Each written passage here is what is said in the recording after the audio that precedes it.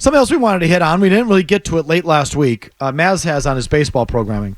But John Henry did an interview with the Financial Times, of all places, in London, where he had some comments that sort of rubbed Red Sox fans the wrong way. I can see why.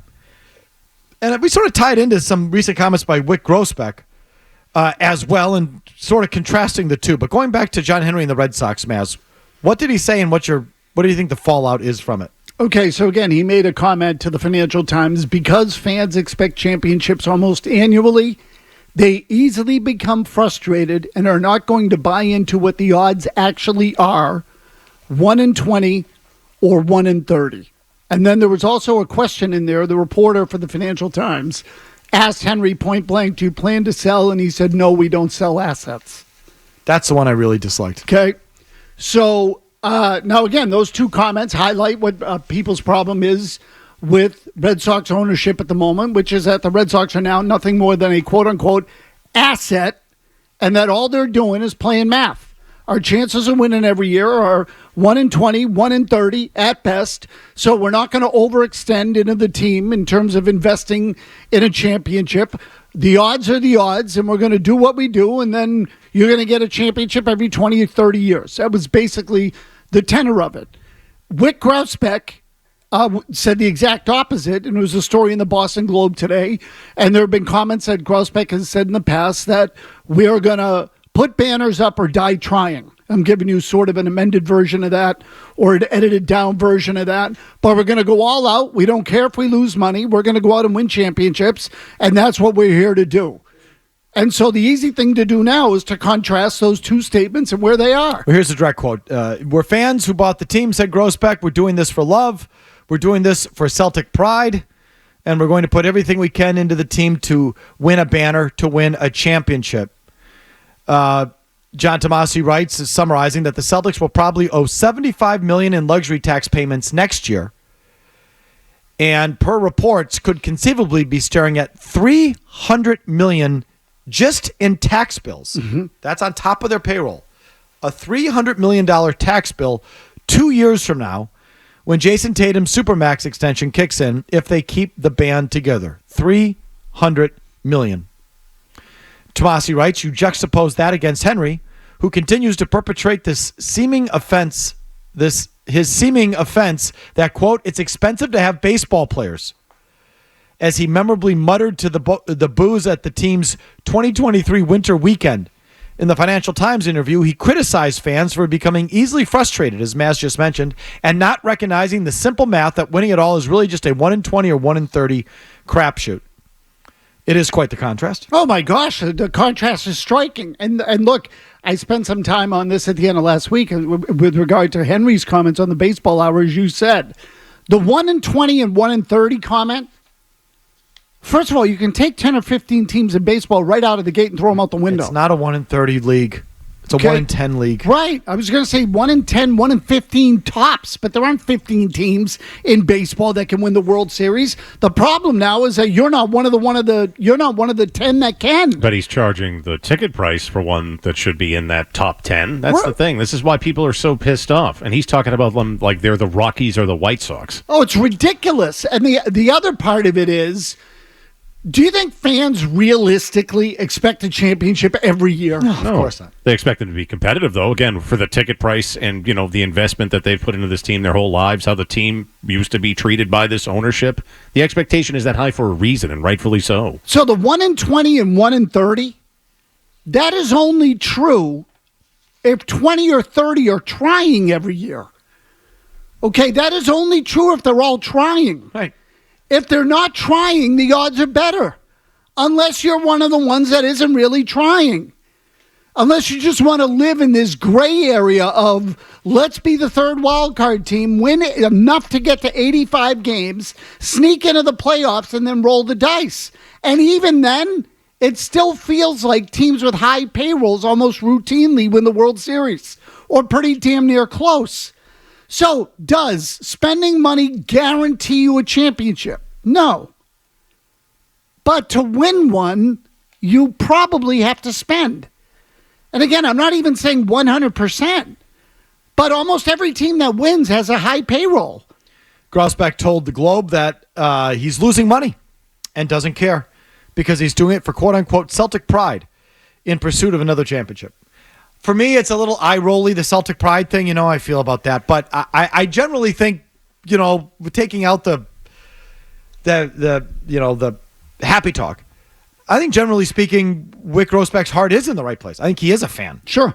And I think that he's willing to spend if he thinks, and spend, over the top if he thinks he's winning championships, for sure. I'd also say, just to be fair, it's easy for him to say this on the front side. He's not in the big tax dollars yet. Bingo. Right? So, get back to me in 2 years when he is paying a $300 million tax and Jason Tatum is out with an MCL and the Celtics are a 3 seed and they're one of these recent teams, Denver, the Bucks, whoever, who've won a championship and now it's sort of fallen back, just being one of half dozen good teams, but not really that team.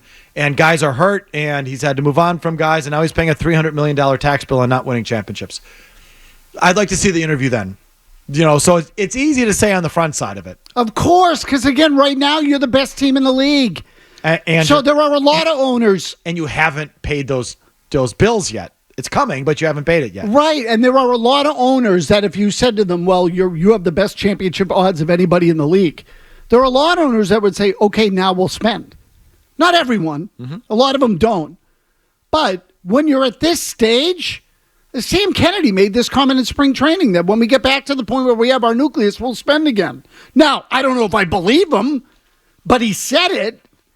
So I'll believe it when I see it with the Red Sox. That's how a lot of teams operate. What about all the other times? So, I think the Celtic love at the moment has gotten a little crazy. It's gone a little too far because they've had a fabulous year, and I'm not telling fans they shouldn't be happy. But let's not all of a sudden suggest that they're losing billions of dollars over there to win a championship because they're not. They will come out ahead in the end. My guess is they will as well. Okay, they were significantly ahead. So I think it's important just to puncture that balloon a little bit. However, I will say this, that I think Wyc Grousbeck's heart is in the right place. I agree. And that he is genuinely a fan. He is genuinely invested in the product on the floor and off. He is genuinely willing to spend and cut into his margins when it's time to do so. And you should feel good about Wyc Grousbeck as an owner. I cannot say that about John Henry. No. And I think the comment about we don't sell assets is just so cold and so illustrates detached is what it is. What the Red Sox are to him now. They are truly just an asset in the portfolio. I mean, this is something I've been talking like that for, a half dozen years, that you're just an item in his portfolio. When he calls you an asset like that and says we don't generally sell assets, I mean, he's dispelling of any pretense that you're anything more than just an item in his portfolio. Correct. He's confirming it. Correct. And I guess his guard was down because it was to a British financial newspaper. Maybe he's lost his fastball so much that he somehow thinks that's not going to land here.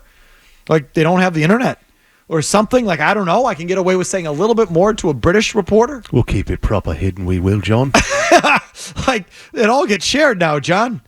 It's going to land. Whatever you say there is going to land here. The Sox fans are too cheap to pay behind the paywall. Wasn't it $100 to read the thing or something like that? 75. To subscribe for the year? Read the article. No. To subscribe to the Financial Times.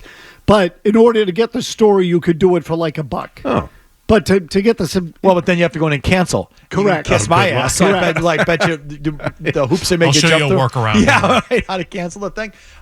Anyway, it's a fair contrast because I do not think Henry's heart is in the right place. Well, so it comes down and it hasn't been for a while. Well, so what kind of ownership do you want is what it comes down to.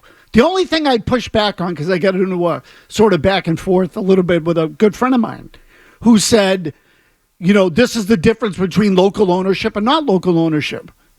Well, they won 4 titles. And he says, well, the philosophy has changed.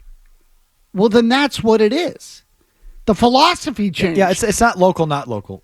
It used to be the crown jewel of his holdings. Exactly. He used to be passionate about the sport and the team. And he did it. He saw, he conquered, he did that thing. Now he's on to other things, and he's lost the passion for the product and the market. Right. It's about what matters to you. It's not about where you're from. Freaking Peter Angelos is from Baltimore. He's one of the worst owners I've ever seen. Thank God they got him out of Baltimore. So it's not whether you grew up there or where your roots are. It can help. I mean, I suppose if you're a fan, that's good. In Wyc's case, it helps. Yeah, no. It's totally, I agree, Mazz. It's philosophical. It's about what do you want it to be?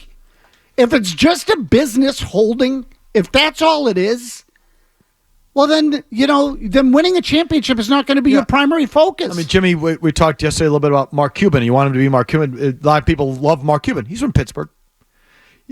George Steinbrenner's from Ohio. Was from Ohio. Right. So it doesn't matter where you're from. It's in some cases it might help, but it's about your investment level in that holding. Exactly. What kind of owner? I mean emotional as much as financial as anything. Right. What do you want to be? What type of owner and what type of franchise do you want to be? Do you want to be one that is just a good business holding, or do you want to be one that wins?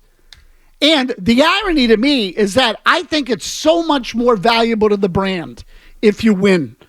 And so, again, you might lose a little in cash flow. They're still going to make money. Don't buy into that bull crap that they're somehow losing money too, right, because they can borrow against the value of the franchise and make hundreds of millions doing other things. So they can totally do that. But on top of it, if and when it comes time to get out, you know how many times over the value of that franchise has increased? Mm-hmm. We all know. I don't mean to go on and on and on. I'm sorry. Go on and on and on. No, it's just it's maddening. Like, you're gonna get it back, just as Wyc is. I don't know what he bought the Celtics for, but the brand in basketball is still pretty big. No, he's fine. But I will say those tax bills are kind of crazy. Like, the tax bill that Golden State has been paying, outrageous, is more than any other team's payroll in any other sport. Just a tax bill. It's like, it's insane. And now, see, Golden State doesn't lose money. They have these incredible deals with companies in Asia, and they own their own building, which Wyc doesn't. And so, that's a whole different thing. I think Golden State can pay those tax bills and still operate, maybe even at a profit, where they probably can't here. They can't do the $300 million tax bill and operate a profit. They don't even own their own building. So I think on that kind of level, I don't know if I'd say sacrifice, small s, you know what I mean? Let's not go too far. He's going to be living under a bridge for Celtic pride. Like, come on now. Let's keep it real. But that being said, heart's in the right place. Not the case with the Red Sox guy.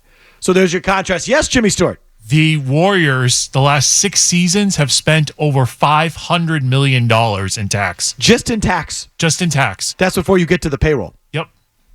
See, I don't think you can be that team. Wyc can talk about it all he wants. They don't have those kind of revenues or pockets. So, there will be a tipping point here. I'll buy stock in the team to help. Okay. Do a public offering like we did with the old Packers. If you like that clip, check out more videos from Felger and Mazz here. For more Celtics analysis and opinion, hit this playlist. And for all the latest from the Sports Hub, download the app at 985thesportshub.com.